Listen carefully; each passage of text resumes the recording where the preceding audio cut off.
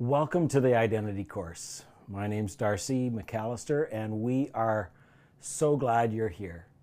Together, we're going to help you answer some pretty big questions.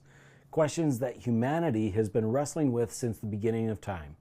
Who am I, and what am I to do? Clearly at ZOE Network, we like the big questions. Tim Keller says that every culture has a way of giving its members an identity, a sense of self and a sense of worth. Our culture tries to give us an identity every single day through the roles we play, through the things we accomplish, through the stuff that we accumulate, the relationships we have, and we buy into it, looking out here for our identity when we actually need to look to God. As humans, we can't generate our own identity. We can't whip up our own sense of significance and security. We can give ourselves pep talks every single day and still struggle with who we are.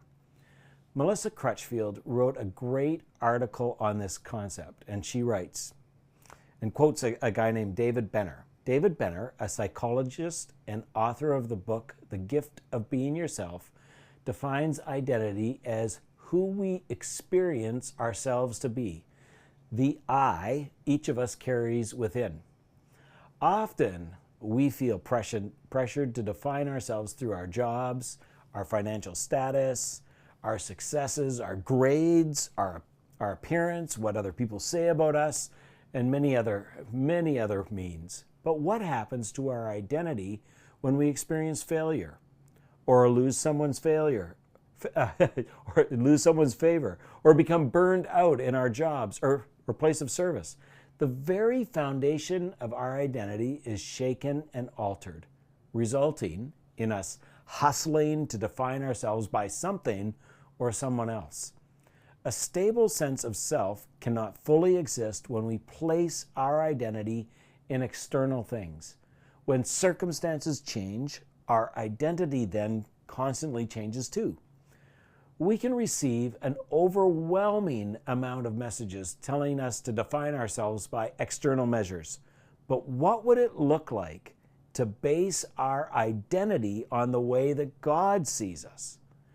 Benner suggests an identity grounded in God would mean that when we think of who we are, the first thing that would come to mind is our status as someone who is deeply loved by God. Let me say that again. Our identity is someone who is deeply loved by God. Our identity is a gift, graciously received from God. So who are you? Well, you are known by God.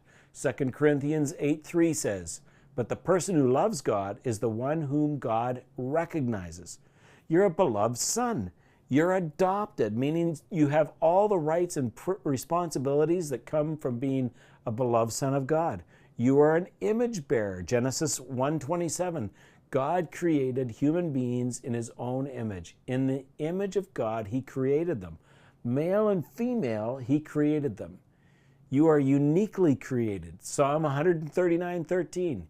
You made all the delicate inner parts of my body and knit me together in my mother's womb. We're also God's masterpiece. He has created us anew in Christ Jesus so we can do the good things he planned for us long ago. That's Ephesians 2:10. Created for purpose. And we could go on and on and on with such good news like this.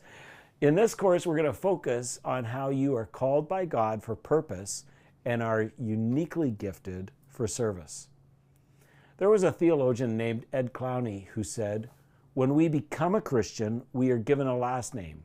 We all have the same last name, a child of God. We do, however, have a first name. Our first name is what we bring to the table, that thing that's uniquely ours. Our first name is our gifts that we have to share." Clowney said that the life of a disciple is a lifelong journey where we discover our first name, that thing that we bring to the table. It requires faith to take hold of our identity. A friend of mine used to play competitive hockey as a teenager, and on one particular day, when the team was playing badly, the coaches had a meeting with the team and said this: We are calling you to play for the logo on the front and not the name on the back. This perspective change was significant for my friend. The name on your back is your first name, as Ed Clowney described, but the logo on the front is who you represent. Jesus, like that child of God piece. So play for the logo on the front of your jersey. Identity is in the logo. Value is in the logo. Calling is in the logo. Purpose is in the logo. Priority is in the logo. Reward is in the logo. And so this is the journey we are on for the next few weeks. In this first session, there are things that we'd like you to do as you consider the logo on your front and the name on the back. Well, introduce yourself. Share your name. What do you hope to get out of this course? And just for fun, what makes you feel fully alive? We also invite you to look through all the homework together. Test the links, find StrengthsFinder. You may even want to sign up together with somebody else. Make sure you understand the technology and where things are located. It can feel a bit overwhelming, but you can do this. Before your next session, there's some homework. Oh, homework to complete. You can count on about 2 hours of homework each week. For this week, you'll need to complete the StrengthsFinder assessment.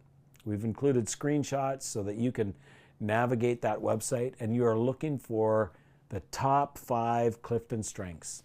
You don't need to upgrade. Also, print it off and have it available for our next session. You also need to take a free spiritual gifts inventory, and that link is in the course as well, and you can print it off. Some people find it really helpful to have a binder or a folder that holds everything all together.